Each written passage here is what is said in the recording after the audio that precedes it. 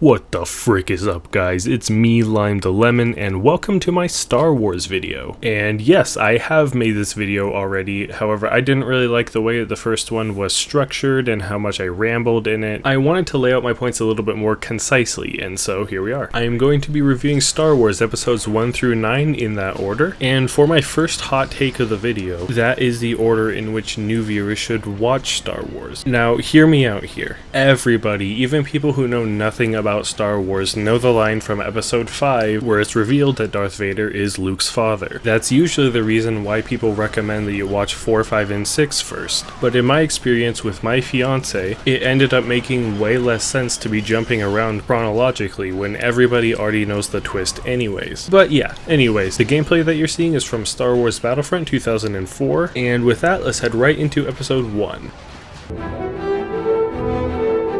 Okay, so episode 1 has always felt boring to me. I'm not the only one who feels that way. A lot of people point to the politics as the reason for the movie being so boring. And to me, that reasoning is half right. The politics themselves aren't boring. It's the way that they're presented in the movie. The Trade Federation invasion of Naboo, the removal of the Chancellor, just the groundwork being set for a war to take place. It's all really interesting stuff, just the way that it's presented is just people talking over panning shots of little council rooms. And I didn't really understand anything that was going on as a kid. The lore behind everything is all really well thought out and realistic. It's just presented in such an unengaging way. Another problem that I have with this movie is that way too much time is spent on Tatooine. Everything interesting that happens, with the exception of maybe the pod race, happens on Naboo or Coruscant. And last but certainly not least, everyone's favorite, Jar Jar. I don't despise him like everybody else does. He does make some funny sounds, and there's nothing wrong with a comic relief character. He was just in the movie way too much. Overall, The Phantom Menace, it's pretty decent. It's not terrible, but I wouldn't consider it good. I would go as far as to say that most people consider episode 2 to be the worst Star Wars movie. I disagree with that. This movie is really dragged down by its terrible romance. I would argue that besides that and the clunky dialogue, pretty much everything else in the movie is really good. The movie opens with an assassination attempt on Coruscant, the whole chase through Coruscant, Obi-Wan's investigation down a rabbit hole, Anakin's incident with the Sand People, and pretty much everything that happened on Geonosis was really good. I love seeing battles take place in Star Wars, and once the clone troopers landed on Geonosis, you get to see the massive battle that kicks off the Clone Wars, and it's really fucking cool. The way that politics are handled in this movie is a lot better than episode 1 as well. Just overall, this is a good movie that's horribly dragged down by its awful and lengthy romance sections. It makes it a lot less enjoyable, and that's a damn shame.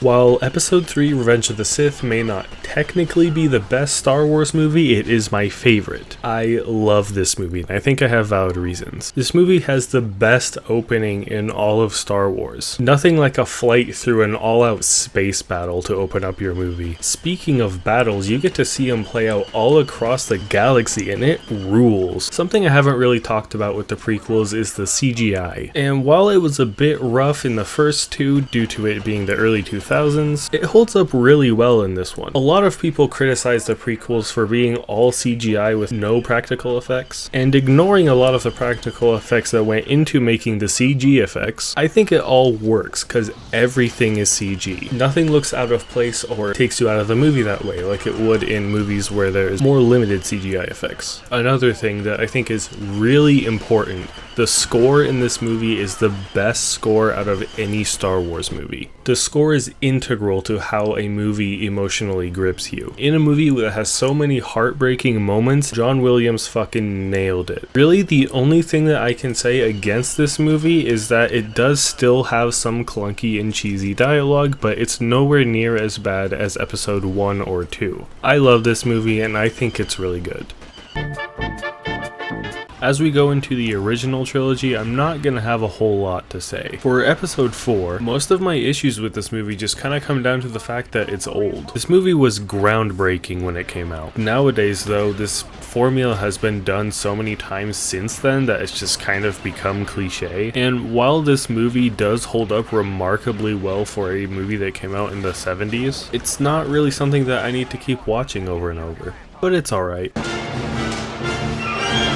Episode 5 is about as solid of a Star Wars movie as you can get. The only thing I can really talk about with this one, I think it has the most justified special edition change. Changing the way that the Emperor looked was necessary. And with the special edition changes as a whole, while most of them were bad, there were necessary ones, and this Emperor change was one of the necessary ones. I don't really have much more to say about this movie than that, and yeah, it's just good.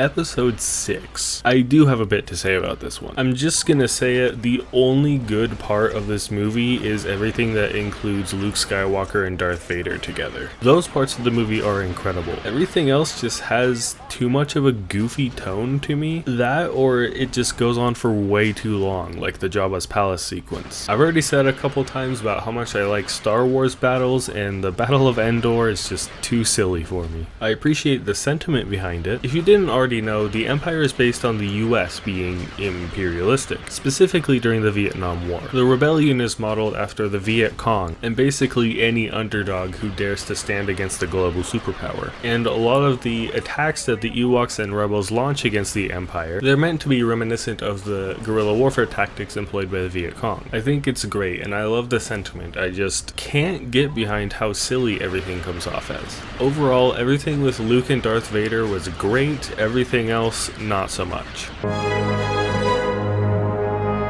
When it comes to talking about the sequels, things start to get a little messy. Criticizing these movies is a little bit hard. There are a lot of people who say that these movies suck, that are just generally unsavory people. The kind of people who believe that there's a such thing as a liberal agenda, people that can be homophobic, transphobic, like all of the phobics. And on the other hand, you have fans of these movies that are basically overcorrecting, saying that these movies are amazing, and assuming that if you are criticizing them, that you are one of those other people. This creates the horrible us versus them dichotomy. Both of these groups are wrong for different reasons. The sequels are flawed, but I am not saying that you shouldn't be able to enjoy them, just like the prequels. Anyways, I just wanted to preface with that, and now we can actually get started. Pretty much every issue that I have with episode 7 has to do with its world building and lore. So to back up a little bit, in 2012, Lucasfilm was sold to the most oppressive and greedy corporation in all of entertainment. Around that time is when it was popular to say that the prequels were terrible movies and a stain on the Star Wars legacy. So when episode 7 was created, it was obvious that they wanted to reference the prequels' existence as little as possible. On top of that, they wanted to make it feel as much like Star Wars as possible. They mean the original trilogy, of course. These decisions seriously hurt the world building and lore, and also made the conflict basically the Rebels and the Empire again.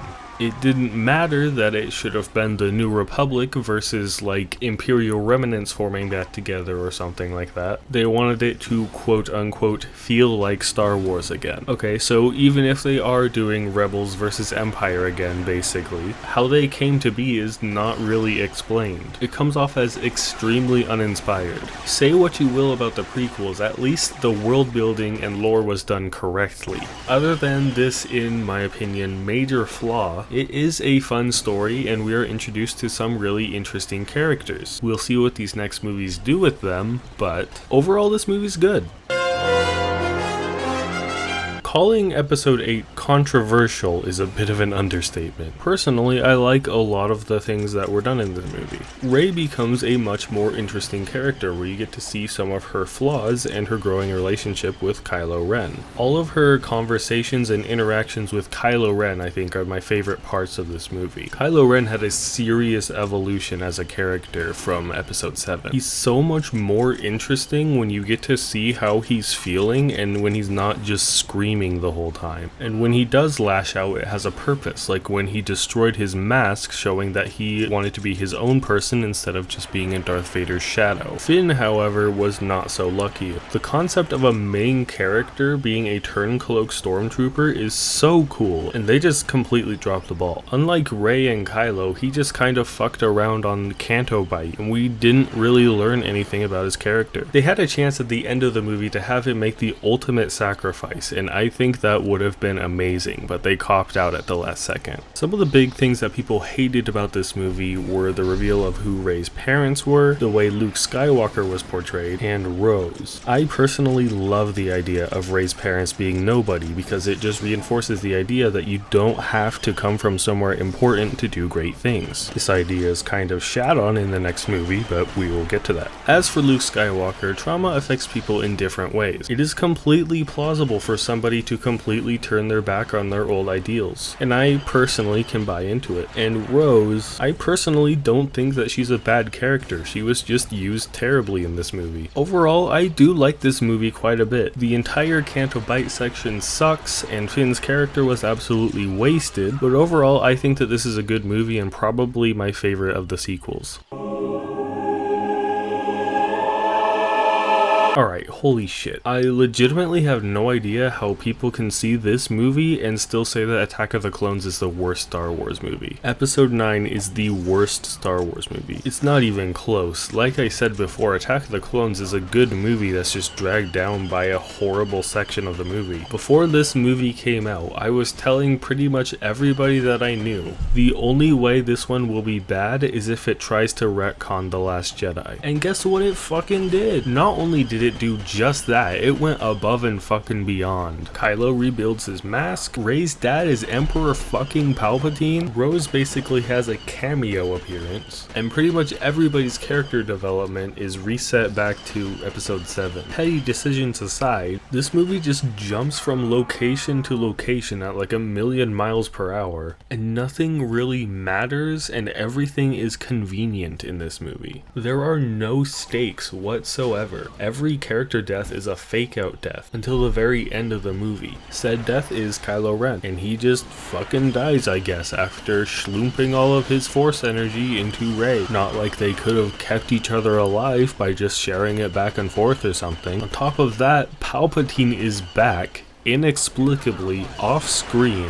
Then there is a fleet of Star Destroyers underground that are equipped with Death Star lasers. What the fuck? And then the what the fuck Star Destroyers are killed by the entire fucking galaxy. And then, as if that wasn't cringeworthy enough, they decide to give Chewie a medal at the end to reference a stupid meme. This movie is just a disaster. Like, it sucks so much that this is the note that we had to end the series on. Like, as upset as this movie makes me, I'm more sad.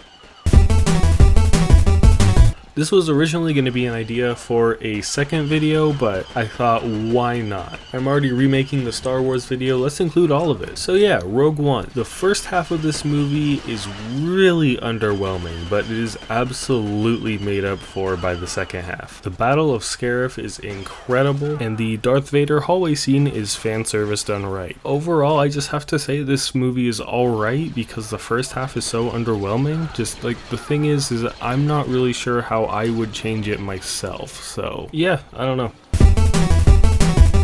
Much like the first half of Rogue One, Solo felt underwhelming throughout pretty much the whole thing until like the very end of the movie. This movie's just kind of a lighthearted, fun adventure, but nothing really beyond that. Also, for some reason, just the overall lighting of the movie was really dark. I don't know if anybody else noticed that, but I definitely did. Anyways, Solo's just kind of meh. The Mandalorian is about as good as a live-action Star Wars TV show can be. I personally don't really like the TV format. just in general, because I don't really like how like there's different directors on each episode and whatnot. It can make weird tonal shifts from episode to episode, and I'm just not really a fan. So TV is kind of hard for me to watch as a format. The Mandalorian is a bit of an exception though, because it is so good. Overall, just like the pitfalls of TV are minimal here. The show is really well put together and thought out, and it doesn't shy away from representing the prequels, which I appreciate greatly. It can be really cheesy sometimes, but overall it's really good. But yeah, that's my redone Star Wars review. Thanks so much for watching to the end if you did, and I will see you guys in the next video whenever that is.